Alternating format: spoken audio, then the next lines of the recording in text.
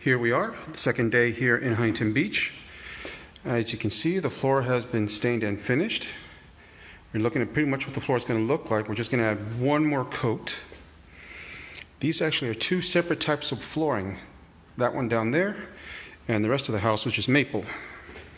We follow around, you can see how, if you remember from the earlier video I did about a day ago, how yellow and old it was.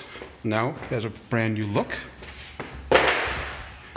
We're prepping for the last coat, but you can see how clean it looks. Nice grayish tone. Follow it down the steps. Going out the door. Only took us really about a day and a half to do this floor.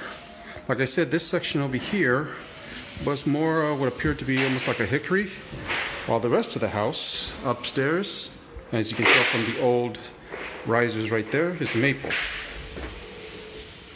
Customer seems to be very happy with everything. Everything came out very well.